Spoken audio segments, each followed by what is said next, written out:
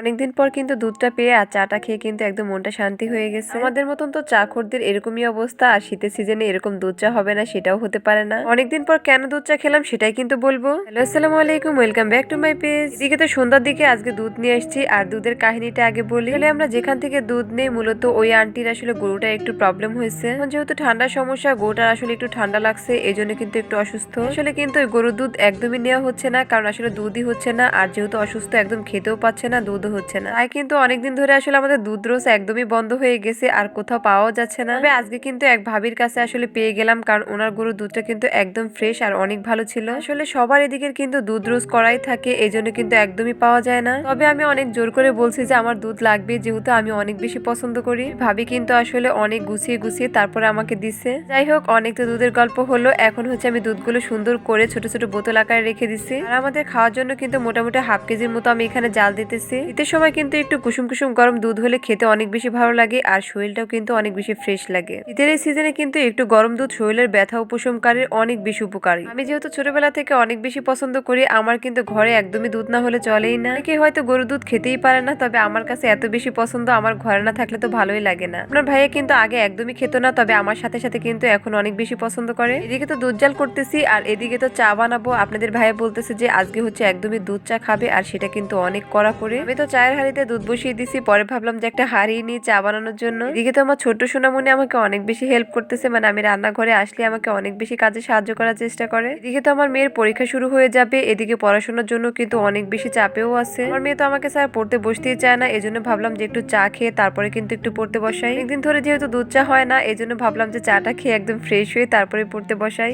এদের তো কাজের কোনো শেষই নেই, এদিকে চাটা হওয়ার সাথে সাথে কিন্তু আবার রান্নাও করতে হবে, যদিও হায়াকে পড়তে দিয়ে তারপরে আমি রান্না করতে আসবো। একদিকে কাজ করতে আসলে কিন্তু আর একদিকের কাজ পড়েই থাকে। পরে ভাবতেছি যাই হোক, রান্না তো করতে হবে, খেতেও হবে। ভাই যেহেতু বাসায় আছে, ওকে দিয়ে কিন্তু আসলে পড়তে বসিয়ে দিব, বলবো যে একটু পড়াও আজকে, আর আমি কিন্তু রান্নাটা করে নিব। আজকে কিন্তু একদম কড়া করে চাটা তৈরি করছি, আর এটা কিন্তু খেতে অনেক বেশি স্বাদ ছিল। সেদিন তো আসলে এক এক ভাবে এক এক নিয়মে চা তৈরি করি, আজকে কিন্তু চিনি টিনি সবকিছু একসাথে অ্যাড করে দিছি। কালারটা কিন্তু মাশাআল্লাহ অনেক সুন্দর আসছে। এদিকে তো বাপ মেয়ে বসে খুব গল্প করতেছে, একজন ফোন টিপতেছে, একজন দুষ্টুমি করতেছে। এসে দেখি এদিকে কি কি যেন কথা হচ্ছিল, সেটাই আমাকে বলতেছে। এ বলতেছে এক কথা, ও বলতেছে এক কথা। আমার মেয়ে তো ওদিকে একদম রাগে হম্বিতম্বি হয়ে আছে। আচ্ছা যাই হোক, এদিকে বললাম যে ঠিক আছে, আগে রাগ পরে হবে, আগে চাটা খেয়ে নাও। চায়ের সাথে তো থাকতেছে ঘি বিস্কিট, আর এটা কিন্তু অনেক বেশি পছন্দ, মানে আমাদের সবারই অনেক বেশি পছন্দ। ঘি বিস্কিট কিন্তু আজকে আমি একদমই ভাগেই পাইনি, মানে বাপ মেয়ে এত বেশি পছন্দ হয়েছে, পরে আমাকে বলতেছে তুমি খাও। তো এদের যেহেতু পছন্দ হয়েছে, সেটা তো আমি খেতেই পারবো না। আমার যখন কোনো কিছু পছন্দ হয়, তখন কিন্তু আপনাদের ভাই একদমই খেতে চায় না, বলে যে না এটা আমার ভালো লাগে না, এটা খাবো না, মানে নানান বাহানা করে। আসলে মূল কথা কি জানেন, আসলে যে যাকে ভালোবাসে সে যদি কোনো জিনিস পছন্দ করে, তখন কিন্তু নিজের ইচ্ছেতে কখনোই খেতে চায় না। জন্য তাই আর সবসময় কিন্তু আমরা যেটা পছন্দ করি, আপনাদের ভাই কিন্তু সেটা সবসময় ইগনোর করে, বলে যে না তোমরা এটা খাও, তোমরা এটা শান্তি করে খাও। যখন ওরা কোনো কিছু পছন্দ করে, তখন আমার একদমই খেতে ইচ্ছে করে না, কারণ আমি সন্তান যখন কোনো কিছু তৃপ্তি করে খায়, সেটাতে কিন্তু আসলে নিজের কাছে অনেক বেশি ভালো লাগে। যাই হোক, ওদিকে তো আপনাদের ভাইয়ের কাছে হায়াকে পড়তে দিয়ে আসছি, আর এদিকে বলতেছি যে আমি একটু রান্না করে আসি, তো সবজি রান্না করব। আর এইখানে কিন্তু 4 রকমের সবজি ছিল। এই রেসিপিটা কিন্তু একদম পুরো আপনাদের ভাইয়ার। আপনাদের ভাইয়া কিন্তু এইভাবে আমাকে অনেক মজা করে রান্না করে খাওয়ায়। তো আগে একদমই সবজি খেতে পারতাম না, তবে আপনাদের ভাইয়ার এই রেসিপিতে কিন্তু আমি অনেক বেশি পছন্দ করি। এখন এই সবজিটা কিন্তু আসলে দুই ভাবে রান্না করা যায়। যাই হোক, এখানে তো সবজিগুলো দিয়ে দিলাম, কাঁচা মরিচ, পেঁয়াজ, তারপর হলুদের গুঁড়া, হালকা একটু মরিচের গুঁড়া, একটু লবণ। আজ যেভাবে রান্না করে আমি কিন্তু মূলত সেভাবেই দিয়ে দিছি, তবে আপনাদের ভাইয়ার রেসিপিটা একটু অন্যরকম। আর মেয়ের যেহেতু পড়াশোনা আছে, একটু চাপে আছি, এজন্য ভাবছি যে আজকে একদম শর্টকাটই রান্নাটা করে ফেলি। এখন তো মনে হচ্ছে মেয়ের পরীক্ষা না মারি পরীক্ষা, এমন একটা সিস্টেম হয়ে গেছে, মানে এত পড়াশোনা একটা চাপ হয়ে যাচ্ছে। মাঝে মধ্যে তো আমার মেয়ের জন্য আমার কাছে অনেক বেশি খারাপ লাগে, কারণ এত বেশি পড়ার চাপ, এদিকে স্কুল, এদিকে মাদ্রাসা, আবার এখন শুরু হয়েছে পরীক্ষা। পড়াশোনা তো অনেক বেশি চাপ হয়ে গেছে, তবে আমাদের সময় কিন্তু এত বেশি প্যারা ছিল না। পড়াশোনা যতটুকু করতাম, খেলতাম কিন্তু তার থেকে ডাবল। তবে কি আর করব, আসলে যুগটাই হয়ে গেছে এমন, সবকিছুতে একদম কম্পিটিশন চলে আসছে। তারপর আমার মেয়েকে আসলে অত বেশি আমি সবসময় প্যারা দেওয়ার চেষ্টা করি না, কারণ যেহেতু অনেক বেশি ছোট।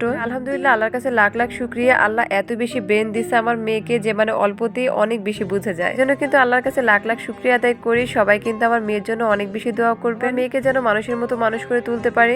যাই হোক, অনেক তো কথা হলো। এদিকে হচ্ছে ভাজিটা যেহেতু আমি এখন তেলের মধ্যে দিয়ে দিব, আমি কিন্তু পেঁয়াজ আর রসুন, তারপরে এখানে একটু জিরা দিয়ে দিচ্ছি। জিরা ফোড়ন দিলে কিন্তু ফ্লেভারটা অনেক বেশি সুন্দর লাগে, আর অনেক বেশি ভালো লাগে। এখানে তো আমি একটু পরিমাণ জিরে দিয়ে দিছি, আর যেহেতু বাদামি কালার হয়ে আসছে পেঁয়াজ আর রসুন গুলো, এখনই কিন্তু দিয়ে দেবো সবজিগুলো। আসলে যদি পেছনে কাজের চাপ থাকে না, তখন আসলে বেশি বেশি রান্না করতে একদমই ইচ্ছে করে না। তো পরীক্ষা হয় না, মনে হয় মারই পরীক্ষা হয়, মানে টেনশন আমারই হচ্ছে যে আমার মেয়ে যেহেতু এই প্রথম পরীক্ষা দেবে, একটু টেনশন হচ্ছে। আলহামদুলিল্লাহ আশা করি অনেক অনেক ভালো হবে। ভিডিওটা কেমন লাগছে অবশ্যই কিন্তু আপনারা জানাতে ভুলবেন না। সবাই আমার মেয়ের জন্য দোয়া করবেন। সবাই ভালো থাকবেন, সুস্থ থাকবেন। আল্লাহ হাফেজ।